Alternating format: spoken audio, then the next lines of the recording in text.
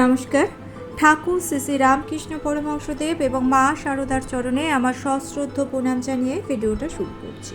এই সংসারের সার কথা কি বলুন তো? আপনি যতই সকলের ভালো করার চেষ্টা করুন না কেন পারবেন না, কারণ এই সংসার আপনাকে তা করতেই দেবে না। সংসারে কিছু মানুষ আপনার আশেপাশে থাকবেই যারা আপনাকে অপমান করার, আপনার ভুল ধরার ক্রমাগত চেষ্টা করবে, আর পরিস্থিতি এমন পর্যায়ে চলে যায় যে আপনি তাদের দূরে ঠেলে দিতেও পারেন না, তাদের সাথেই সংসারে আপনাকে থাকতে হচ্ছে। কিন্তু আত্মমর্যাদা বিসর্জন দিয়ে বেঁচে থাকা তো অসম্ভব, তাই অপমানের জবাব আপনাকে দিতেই হবে। কিভাবে? 3টি উপায় অবলম্বন করে আপনি যদি আপনার জীবনকে পরিচালনা করতে পারেন, তাহলে আপনার অপমানের জবাব আপনি নিশ্চয়ই দিতে পারবেন, আর তার সাথে আপনার আত্মমর্যাদা বা আত্মসম্মানকে ধরে রাখতেও পারবেন সযত্নে। প্রথম উপায়, আপনি সকলের কাছে ভালো হওয়ার চেষ্টা করবেন, কারণ আপনি সকলের কাছে ভালো হতে পারবেন না। মা বলছেন, এক জীবনে সবার কাছে ভালো হওয়া যায় না, আর আপনি তা কোনো দিনই পারবেন না। পরিবর্তে আপনি ভালো থাকুন, সৎ থাকুন পরম প্রিয় পরমেশ্বরের কাছে। সর্বশক্তিমানের শক্তিতে আপনি শক্তিশালী হলে আপনাকে অপমান করার সাহস কারো হবে না। সর্বশক্তিমানের কাছে ভালো হওয়া তো খুব সহজ। আপনাকে করতে হবে মাত্র একটি কাজ, আপনাকে সততার পথে চলতে হবে। যে সৎ, তার মাথা কখনো নিচু হয় না, সব সময় তারা সসম্মানের সাথে মাথা উঁচু করে বাঁচে। এই প্রসঙ্গে বাস্তব পরিস্থিতিতে একটা প্রশ্ন মনে আসা খুব স্বাভাবিক। মনে আসতেই পড়ে, যারা সৎ তাদেরই দুর্ভোগ সবচেয়ে বেশি হয়। এটা কেন হয়? এই প্রশ্নের উত্তর দিয়েছেন স্বয়ং ঠাকুর রামকৃষ্ণ পরমহংসদেব। তিনি একজন ব্রাহ্ম ভক্তকে বলছেন, ঈশ্বরের কাজ কি কখনো বোঝা যায় গা? ভীষ্মদেব দেহত্যাগ করবেন, সরসজ্জায় শুয়ে রয়েছেন। পাণ্ডবেরা শ্রীকৃষ্ণের সঙ্গে একসাথে দাঁড়িয়ে রয়েছেন। তারা সকলেই দেখলেন ভীষ্মদেবের দু চোখ দিয়ে জল পড়ছে। অর্জুন তখন শ্রীকৃষ্ণকে বললেন, কি আশ্চর্য, দেখুন পিতামহ স্বয়ং ভীষ্মদেব, যিনি জিতেন্দ্রিয়, জ্ঞানী, অষ্টপশুর এক পশু, তিনিও দেহত্যাগের সময় মায়াতে কাঁদছেন। শ্রীকৃষ্ণ ভীষ্মদেবকে একথা বলতে ভীষ্মদেব বললেন, কৃষ্ণ, তুমি বেশ জানো আমি সেজন্য কাঁদছি না। আমি যখন ভাবছি পাণ্ডবদের সারথি স্বয়ং ভগবান নিজে, কিন্তু তাদেরও জীবনে দুঃখের বিপদের শেষ নেই। আমি এই কথা মনে করে কাঁদছি যে ভগবানের কাজ তো এ জীবনে কিছুই বুঝতে পারলাম না। তাই তো ঠাকুর বলছেন, তোমরা একটা কাজ করতে পারো, ঈশ্বরের মাধুর্য রসে ডুবে যাও। তার অনন্ত সৃষ্টি, অনন্ত ঐশ্বর্য, তোমাদের অত খবরে কাজ নেই। আপনি শুধু সৎকর্ম করুন, সৎ ভাবনা চিন্তা করুন, আর সৎ পথে চলুন। আপনাকে যারা অপমান করছে, সময় হলে তাদের উত্তর ঠিক একদিন দিয়ে দেবে আপনার পরমেশ্বর, আর তিনি আপনার থেকে বেশি করেই দেবেন, ভালো করে দেবেন।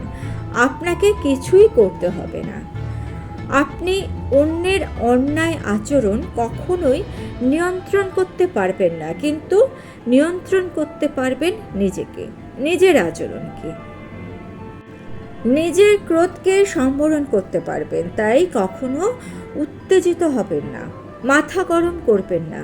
যে কোনো পরিস্থিতিতে মাথা ঠান্ডা রাখুন, শান্ত থাকুন। কেউ যদি আপনার সাথে খারাপ ব্যবহার করে, তাহলে আপনি উল্টে তার সাথে খারাপ ব্যবহার করবেন না, সম্ভব হলে ভালো ব্যবহার করুন।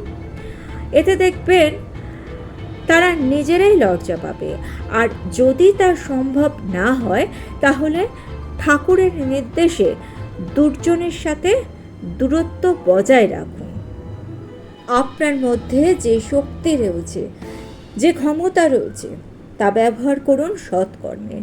অযথা উত্তেজিত হয়ে, ক্রোধান্বিত হয়ে সেই শক্তির অপব্যবহার করা মূর্খামি। শ্রী শ্রী মা সারদা দেবী জয়রামবাটিরই মানুষ ছিলেন। স্বামী মারা যাবার পর ভাইদের সংসারে এসে বাস করতে শুরু করলেন। তিনি সেখানে সংসারের নানান রকম কাজ করতেন। বাসন মাজতেন, রান্না করতেন, জল তুলতেন, ধান ভাঙতেন ইত্যাদি নানা কাজ। প্রথমে গ্রামের সকলে তাকে করুণার চোখে দেখত, কারণ তারা মনে করত মা বোধহয় দুর্ভাগিনী, কারণ তিনি পুত্রহীনা, স্বামীহীনা, দরিদ্র, উপরন্তু ভাইদের সংসারে আছেন। কিন্তু কিছুদিন পর তাদের সেই ভুল ভেঙে গেল। তারা বিস্ময়ের সাথে দেখতে লাগলেন কলকাতা এবং দূর দূরান্ত থেকে কেউ না কেউ তার কাছে আসছে এবং সঙ্গে নিয়ে আসছে নানান রকম ফল, মিষ্টি। অবিরাম স্রোতের মতো জলধারা মায়ের দুয়ারে এসে উপস্থিত হলো। গ্রামবাসীদের মনে তখন ঈর্ষা শুরু হলো। তারা কিছুতেই বিষয়টিকে সহজভাবে নিতেই পারত না, কারণ তারা বুঝতেই পারত না ব্যাপারটা কি। একজন বিধবা বামুনের মেয়ে, তাদেরই গ্রামের চিরপরিচিত রাম মুখুজ্জের মেয়ে, তার দুয়ারে এত লোক কেন? গ্রামবাসীদের মধ্যে ঈর্ষা দেশ এতটাই প্রবল আকার ধারণ করলো যে তারা নানা ছল ছুতোয় মায়ের কাছ থেকে টাকা আদায় করার চেষ্টা করতেন। মা সমাজের সিদ্ধান্ত মেনে নিয়ে টাকা দিতেন ঠিকই, কিন্তু তাদের বলতেন, তোমাদের টাকার দরকার হয় বলো, টাকা দিচ্ছি, কিন্তু আমাকে তোমরা এত কষ্ট দিচ্ছ, আমি এই কষ্ট সহ্য করে গেলাম ঠিকই, কিন্তু আমার ছেলেরা তো এসব সহ্য করবে না। মায়ের সেবক ঈশাদানন্দজি লিখছেন, গ্রামের মাতব্বরদের ব্যবহার থেকে তিনি প্রতিবাদ করতেন, কিন্তু কখনো তাদের শাসন করতে গেলেই মা বলতেন, ওদের পশুর মতো ব্যবহার, ওদের সাথে লাগা মানে শুধু নিজের শক্তি ক্ষয় করা। তবে ফোঁস করতে হবে বাবা, নইলে যে পেয়ে বসবে। আপনাকে বলা অপমানজনক কথা বা আচরণে আপনি তাদের উত্তর নাই বা দিলেন, কিন্তু আপনাকে ফোঁস করতে হবে, না হলে তারা মাথায় চড়ে বসবে। আপনার আত্মসম্মান বা আত্মমর্যাদা রক্ষায় ফোঁস করাটা আপনাকে তো জানতেই হবে। তৃতীয়ত, আপনাকে যারা অপমান করার চেষ্টা করছে তাদের কথায় বা আচরণের মধ্যে দিয়ে তারা তখনই সফল হবে যখন তাদের ব্যবহারে আপনি রিয়্যাক্ট করবেন। আপনি রেগে যাবেন না। তাই আপনাকে যখন কেউ অপমানজনক কথা বলবে তখন তার সামনে আপনার প্রতিক্রিয়া প্রকাশ করবেন না, তাকে বুঝতেই দেবেন না বা তার কথায় বা তার আচরণে আপনি আহত হয়েছেন। জাস্ট উপেক্ষা করুন, এমন ভাব দেখাবেন যে তাকে আপনি ধাতব্যের মধ্যেই আনেন না, আপনি তাকে যোগ্যই মনে করেন না।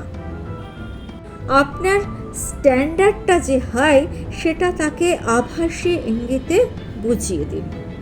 তখন সে আর ওই রকম ধরনের আচরণ করবে না, কারণ যে কাজ করে মানুষ আনন্দ পায় সে কাজ সে বারবার করতে চায়। যে কাজে তার আনন্দ নেই, অর্থাৎ আপনার দিক থেকে যখন কোনো প্রতিক্রিয়া সে পাবে না, তখন সে আপনি চুপ হয়ে যাবে।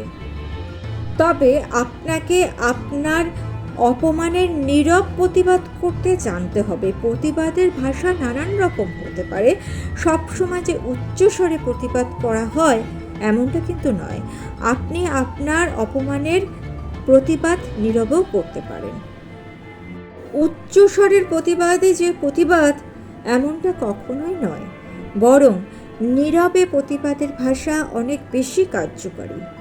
কথিত আছে, যে মেঘ গর্জায় সে মেঘ বর্ষায় নয়। নিঃশব্দে প্রতিবাদেও আপনি আপনার আত্মসম্মান ধরে রাখতে পারবেন। আপনার উল্টো দিকের মানুষেরা স্তব্ধ হয়ে যাবে। যারা আপনাকে নানাভাবে অপমান করেছে বা করার চেষ্টা করছে, তারা ক্লান্ত হয়ে যাবে আপনার অবহেলায়। ভিডিওটা ভালো লেগে থাকলে চ্যানেলটিকে সাবস্ক্রাইব করে নিয়ে পাশে থাকা বেল আইকনটা প্রেস করে দিয়ে অল অপশনটা ক্লিক করে দেবেন। তাহলে যখনই নতুন কোনো ভিডিও আপলোড করব তার নোটিফিকেশন আপনাদের কাছে পৌঁছে যাবে। ঠাকুর ও মায়ের চরণে প্রণাম জানিয়ে আজকে এই পর্যন্তই। Thanks for watching.